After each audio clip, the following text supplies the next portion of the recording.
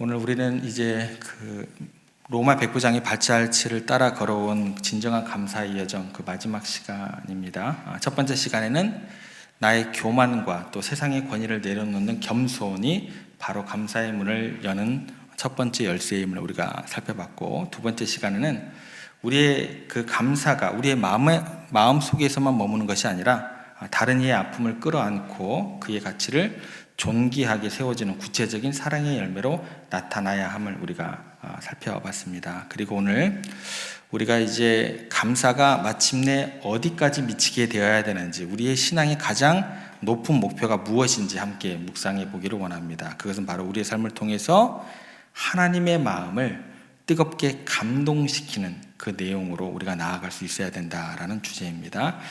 오늘 본문은 한 이름 없는 이방인 백부장의 사랑 앞에서 예수님께서 얼마나 놀랍게 반응하시는지, 예수님께서 감동하시는 장면으로 이야기가 끝나게 된다라는 거예요. 그 모습이 우리들이 나타날 수 있고, 그렇게 예수님과 우리 하나님을 감동시킬 수 있어야 되는 그 신앙의 목표가 되어야 한다라는 것입니다. 이를 통해서 우리가 하나님께 드릴 수 있는 최고의 감사가 무엇이고 최고의 영광이 무엇인지 우리가 선명하게 우리가 이 시간을 통해서 배우기를 원합니다. 백부장의 겸손하고도 간절한 요청을 들으신 예수님께서 그분께서 이제 첫 마디로 이렇게 이야기를 하시는데, 7절 말씀에 어떻게 이야기를 하시는지 우리가 함께 읽어보겠습니다. 7절 말씀입니다. 이르시되 내가 가서 고쳐주리라. 이 짧은 한마디인데요, 여기에서 예수님께서 하신 그 말씀의 무게를 여러분들이 느끼실 수 있어야 돼요. 단순히 병을 고쳐주시겠다라는 약속, 그 약속 이상의 무게감이 예수님께 지금 가해지고 있다고 생각을 하셔야 됩니다. 여기에는 어떤 거냐면, 당시 유대 사회에서 모든 벽과 모든 금기를 단순히 허물어 버리신 예수님의 파격적인 사랑이 담겨있는 고백이 되는 겁니다. 왜 그러냐면, 당시 유대인들에게는요 결코 어길 수 없는 철칙이 있었어요. 그건 뭐냐면, 이방인의 집에 들어가면 돼야 안 돼요. 이건 철칙이에요. 절대 부정한 사람의 집에 들어가면 안 되고, 그들과 함께 식탁을 함께 해도 안 되는 거예요. 철칙입니다. 그들의 집은 뭐예요? 부정한 곳이고, 그 문턱을 넘는 순간 자신도 부정해진다고 믿었기 때문에 그렇다라는 거예요. 이 무게감이 예수님께 지금 가해지고 있다고 생각을 하셔야 된다는 거예요. 그런데 한번 생각해 보시기 바랍니다. 이 백부장이 그런데 누구냐는 거예요. 그저 평범한 이방인이 아닙니다. 자신의 민족 이스라엘을 짓밟고 있는 점령군, 그것도 점령군의 장교다라는 거예요. 급이 달라요. 그죠? 그런 사람의 집에 예수님께서 스스로 찾아가시겠다고 지금 이야기를 하고 있는 거예요. 이것은 자칫하면 어떻게 되냐면 민족의 배신자로 낙인 찍힐 수 있는 매우 위험한 결정이 되는 겁니다. 이 말씀 한마디지만 굉장히 예수님께서 짐이 되고 위험한 어떤 선택이 되는 거예요. 그런데 예수님은요, 그 모든 율법의 담을, 또 민족 감정의 그 벽을 한순간에 뛰어넘으시게 됩니다. 내가 가겠다. 내가 너희 집에 들어가 너희 아픔을 함께 하겠다. 여러분, 이 장면이 얼마나 좀 특별한 장면인지 우리가 이해하기 위해서 잠시 마가복음 7장에 나오는 다른 한 사람을 좀 떠올려 보기를 원합니다. 한 여인의 이야기가 마가복음 7장에 나오는데, 그 여인이 누구냐면 수로보니게 헬라 여인의 이야기, 여러분들 잘 아실 겁니다. 이 여인 역시 이방인은 같은 조건에서 출발을 하게 됩니다. 그런데 이 여인은 귀신 들린 딸을 살리기 위해서 예수님께 나와 처절하게 애원하게 됩니다. 그런데 그때 당시에 예수님의 첫 번째 반응이 얼음장처럼 굉장히 차가웠어요. 뭐라고 얘기를 하시냐면, 자네의 떡을 취해서 개들에게 덧짐이 마땅치 아니하니라.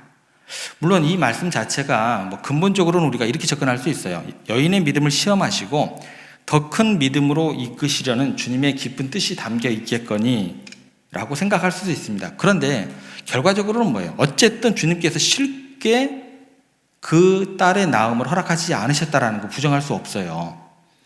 그리고 난 다음에 어떻게 이야기가 진행이 되냐면, 여인이 주여 올소이다 마는 상아래 개들도 아이들이 먹던 부스러기를 먹나이다 라고 모든 자존심 내려놓고 매달렸을 때 그제야 예수님께서 그래 네 믿음이 괜찮은 것 같다, 내가 고쳐줄게, 이렇게 이야기를 하십니다. 그런데 여기서 우리가 하나 좀 주목해 볼 게 뭐냐면, 예수님께서 직접 가셨어요, 안 가셨어요? 안 가셨습니다. 직접 가신 것이 아니라 돌아가라. 귀신이 네 딸에게서 나갔느니라. 말씀으로만 고쳐주셨다라는 거예요. 그런데 오늘 여러분들이 우리와 함께 읽었던 백문의 백부장에는 어떻게 하세요? 아무런 시험도 없어요. 테스트가 없는 거예요. 어떤 주저함도 없으셨습니다. 그리고 백부장이 저희 집에 한번 와주셨으면 좋겠습니다 라고 요청하지도 않았는데 주님께서 먼저 적극적으로 뭐라고 얘기를 하세요? 내가 갈게 라고 이야기를 하셨다라는 거예요. 그러면 이 두 사람에 대해서 뭐가 달랄까요? 뭐가 달랐을까요? 궁금하지 않으세요? 왜 예수님은 이 이방인 장교에게 이토록 파격적인 행동과 사랑을 보여주실까? 굉장히 궁금해지는 대목입니다. 그것은 뭐냐면 백부장의 모습 속에서 예수님의 마음을 완전히 사로잡는 무언가가 있었기 때문이에요. 그 무언가가 뭔지 우리가 좀 생각을 해봐야 될 것 같아요. 그죠? 예수님은 한 로마 장교가 자신의 체면과 권위를 모두 내려놓고 병든 노예, 당시 물건처럼 취급받던 한 어린 종을 살리기 위해서 유대인, 아무것도 능력도 없는 청년 앞에 무릎 꿇는 그 모습을 보셨다라는 거예요. 그 모습 속에서 예수님은 마치 거울 속에 비친 자신의 모습을 보는 듯한 거룩한 전율을 느끼시게 됩니다. 자신의 마음을 너무나 쏙 빼닮은 백부장의 마음이에요. 이 이방인 백부장을 보고 도저히 가만히 계실 수 없었던 거예요. 예수님은 그래서 너무나 감동을 하시게 되었다라는 것입니다. 마치 이렇게 말씀하시는 거 똑같습니다. 그래, 바로 그거야. 나도 너처럼 앞으로 내가 갈 길이 그 길이야. 그리고 너처럼 그 길을 가면서 나는 십자가에 죽게 될 거야. 여러분 한번 생각해 보세요. 백부장에게 있어서 그 노예 어린아이가 죽으면 그냥 어떻게 하면 돼요? 그냥 갖다 버리면 돼요. 그리고 새로 사면 돼요. 노예. 뭐 그깟 있고 뭐 돈 얼마 한다고. 그죠? 그런데 이 백부장이 그거 해요, 못해요? 그걸 못하는 거예요. 왜요? 사랑 때문에. 그 모든 수고로움을 그 사랑 때문에 어떻게 해요? 감당하게 되는 거예요. 바로 여기에 우리를 향하신 예수님의 마음이 그대로 똑같이 적용이 되는 거예요. 예수님 우리를 갖다 버리면 돼요. 근데 버릴 수 있어요, 없어요? 그죠? 우리를 포기할 수가 없는 거예요. 아무리 앞에 있는 이 조목사가 더러운 죄를 지었다 할지라도, 내가 아무리 무가치인 인생을 살아왔다 할지라도 주님께서 저 같은 사람을 포기하지 않으셨다라는 거예요. 주님께서 뭐라고 얘기를 하시냐면 이 돌들로도 아브라함의 자손을 만들 수 있다라고 이야기를 하셨어요. 무슨 얘기가 돼요? 그렇게 이야기하신 주님께서 이렇게 적용하실 수도 있어요. 죄로 물든 우리를 마치 노아의 홍수대처럼 싹 쓸어버리시고 깨끗하게 새로 시작할 수 있어도 돼요. 하실 수 있습니다. 그럼 대략 더욱더 깨끗하게 되는 거잖아요. 얼마나 깔끔해요. 그런데 왜 굳이 십자가에서 죽으셔야만 하는 거예요? 사랑 때문에. 포기할 수 없는 사랑, 대신 죽는 사랑 때문에 그렇다라는 거죠. 사랑하는 성도 여러분, 주님께서 여러분 한 사람 한 사람이 얼마나 소중하고 또 사랑하는 존재인지 여러분들 잊으시면 안 돼요. 그래서 혹시 여러분 중에 백부장의 병든 노예처럼 느껴지시는 분이 있으실 수도 있어요. 또 힘이 없는 그런 처지에 놓여 있는 분도 있으실 거고, 물질이 없어서 하루하루 눈치 보며 이리저리 쫓겨다니다가 몸도 병들고 마음도 병들고 이제는 더 이상 제정신으로 살 수 없을 만큼 마음이 강팍해지고 굳어버리는 그런 순간이 올 수도 있어요.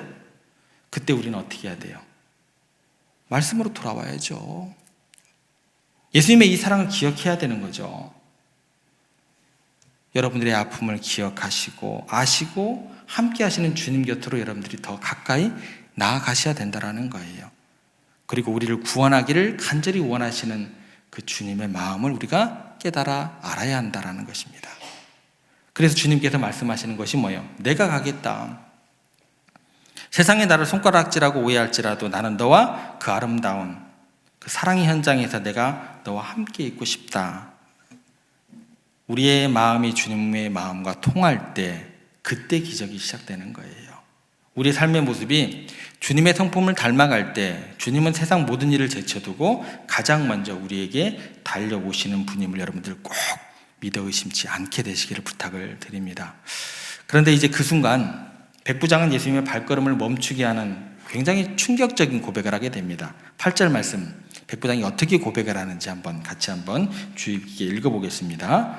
백부장이 대답하여 이르되 주여 내 집에 들어오심을 나는 감당하지 못하겠사오니 다만 말씀만 하옵소서. 그러하면 내 하인이 낳겠사옵나이다. 이 고백을 들으신 예수님의 반응이 그야말로 경이로움 그 자체 가운데 이르게 됩니다. 10절에 이렇게 기록하게 됩니다. 뭐라고 기록되어 있나? 10절에 예수께서 들으시고 어떻게 여기셨다고 나와요? 놀랍게 여기셨다. 여러분, 이 놀랍게라는 단어를 굉장히 주목해서 보셔야 돼요. 온 우주 만물을 말씀으로 창조하신 예수님께서, 창조주 하나님께서 놀랄 일이 뭐가 있어요? 그죠? 무에서 유를 창조하신 분인데 놀랄 일이 없으셔야 되는 게 맞지 않아요? 그죠? 놀라셨다라는 거예요. 말씀으로 창조하신 예수님께서 한 인간을 보시고 놀라셨다라고 하는 표현은 이게 사복음서 전체를 통해서 딱 2번밖에 나오지 않는 단어입니다. 몇 번 나와요? 2번밖에 안 나와요.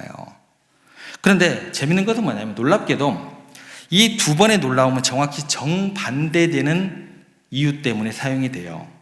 첫 번째 놀라움은 어느 때 사용되냐면 마가복음 6장에 나옵니다. 예수님께서 고향인 나사렛을 방문하시던 때였어요. 고향 사람들이 수군거리게 됩니다. 야, 저 사람 마리아의 아들, 요셉의 아들 목수 아니냐? 그의 동생들이 우리와 함께 있지 아니하느냐? 그들의 눈에 예수님은 하나님의 아들로 비춰지지 않았다라는 거예요. 그리고 어릴 적 봐왔던 그저 평범한 동네 청년으로 바라보게 됩니다. 익숙함, 또 선입견이 그들의 영적인 눈을 완전히 가려버렸던 거죠. 성경은 그때 예수님의 마음을 이렇게 기록하게 됩니다. 그들이 믿지 않음을 이상히 여겼더라. 놀라셨다라고 기록이 되어 있어요. 예수님께서 충격을 받으셨다라는 거죠. 가장 가까이에서 기적을 보았던 이들의 그 믿음 없음에 가슴 아파하며 놀라셨던 장면이 그 첫 번째 장면입니다. 이게 그 놀라움의 하나고요. 그런데 이 본문의 놀라움, 오늘 우리가 있었던 본문의 놀라움은 정반대되는 놀라움입니다. 이 백부장은 누구예요? 이스라엘 백성이 아니에요. 이방인입니다. 제대로 율법을 배운 적도 없어요. 더군다나 예수님과 함께한 추억도 없어요. 그런데 그는 예수님이 누구이신지를 너무나도 정확하게 꿰뚫어 보고 있었다라는 거예요. 주님, 제가 군대에서 사는 사람인데 상관이 명령하면 수많은 부하들이 일사불란하게 움직이게 됩니다. 하물며 온 우주 만물의 창조주신 주님께서 말씀 한마디 하시면 시간과 공간을 초월해서 저까지 질병 따위야 즉시 떠나갈 것을 저는 분명히 믿습니다. 그러니까 예수님께서 지금 이 이방인 잔교의 입에서 터져나온 완벽하고 위대한 신앙 고백 앞에서 전율을 느끼지 않을 수 없게 되었다라는 거예요. 나사렛에서는 믿음이 없어서 놀라셨는데 이곳 가버나움에서는 뭐예요? 한 이방인의 믿음이 너무 커서 놀라신 거예요. 그래서 주님은 자신을 따르던 제자들을 향해서, 그리고 오늘 우리를 향해서 이렇게 외치십니다. 10절 하반절 가보겠습니다. 같이 읽겠습니다.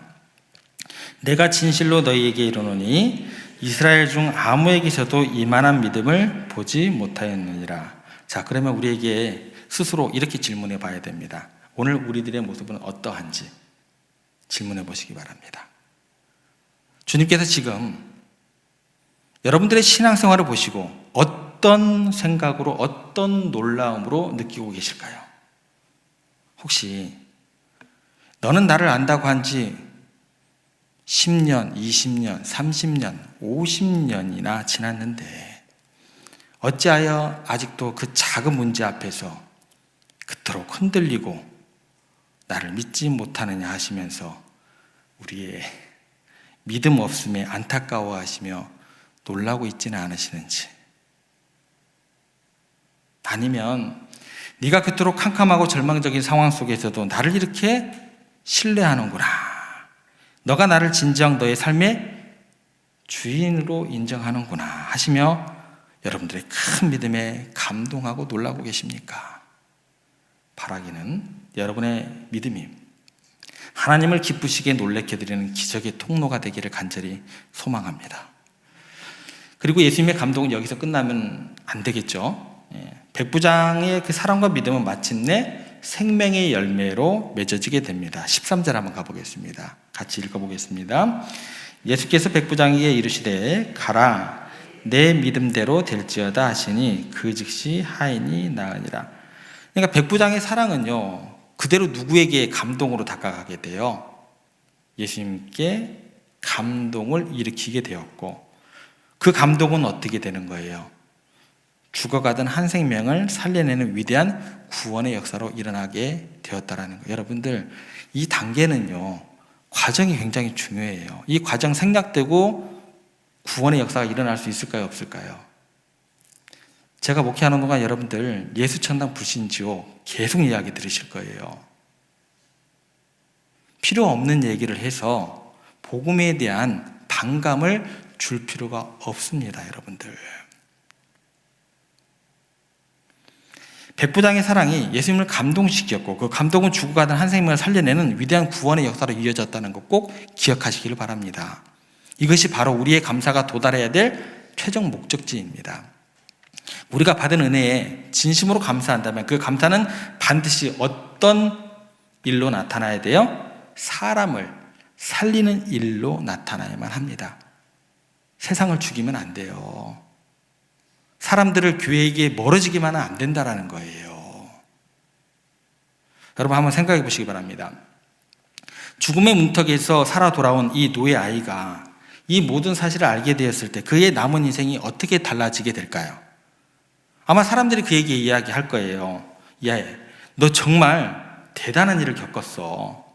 백부장께서 너 하나 살리려고 얼마나 말도 안 되는 행동을 했는 줄 알아? 얼마나 큰 수모와 부끄러움을 감당하셨는지 알아? 이 아이가 어떻게 그 이야기를 듣고 난 다음에 살게 될까요?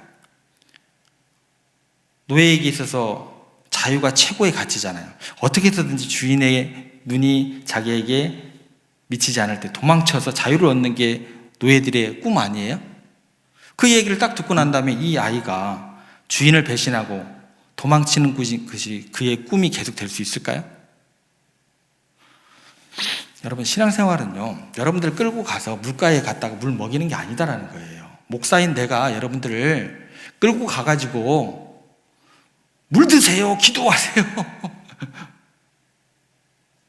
그것처럼 비참한 게 없어요. 여러분들, 여러분 노예예요? 아니잖아요. 왜 노예처럼 생활하시냐는 거예요.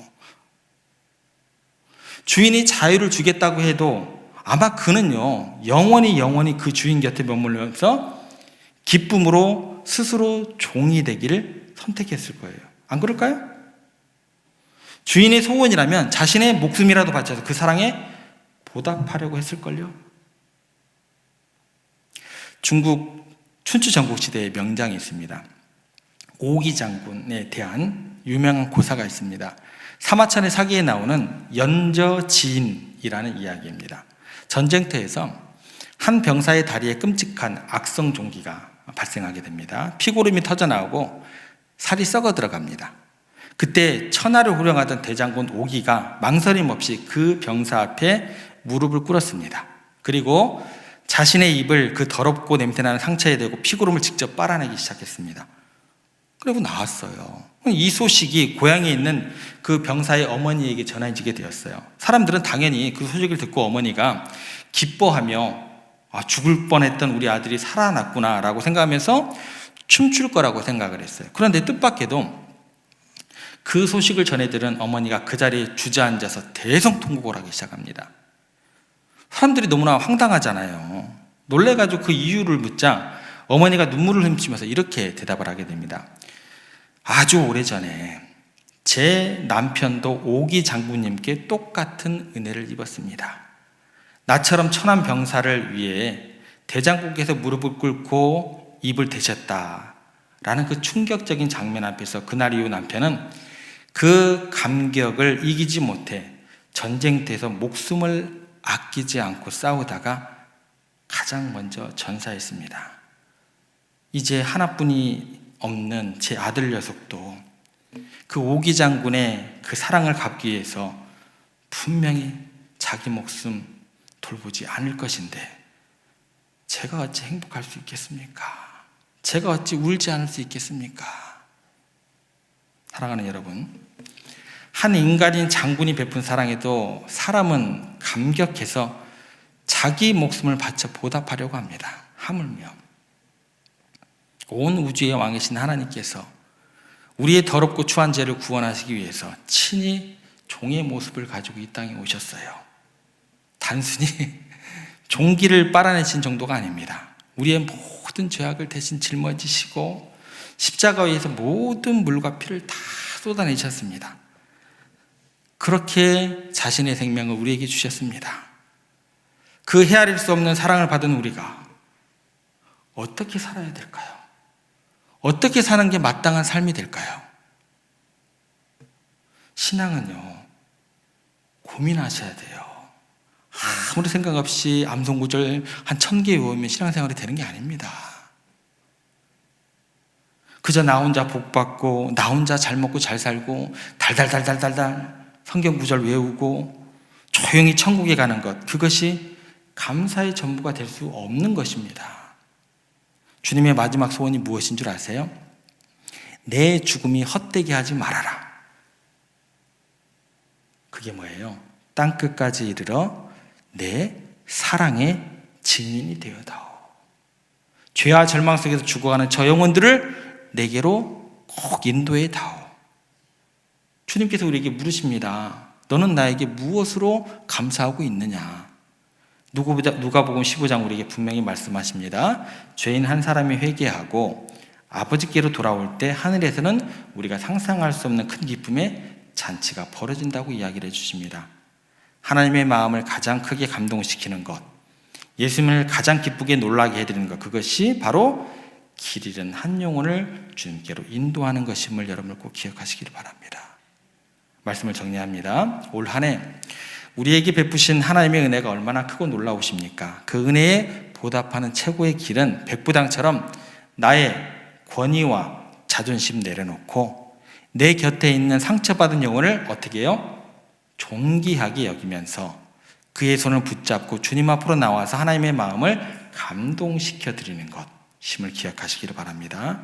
주님 없이는 저도 살 수 없지만 주님께서도 저 잃어버린 한 영혼이 없으면 마음 편히 계실 수 없음을 제가 압니다. 제가 이제 그 영혼들을 위해 무릎 꿇고 기도하겠습니다. 제가 그 영혼들을 섬기겠습니다. 이 거룩한 결단이 있는 곳에 백부장의 집에 임했던 치유와 회복의 기적이 오늘 여러분들과 가정과 일터 그리고 우리 교회 위에 동일하게 임할 줄 믿으시기를 바랍니다. 이번 추수감사절을 지나시면서 그렇게 하나님의 마음을 시원하게 해드리고 하나님의 기쁨이 되는 그런 놀라운 일들을 해드리는 최고의 감사와 최고의 영광을 올려드리는 저와 여러분들, 우리 세종의 모든 권속들 그리고 이 땅의 교회들 되기를 주님의 이름으로 축복합니다.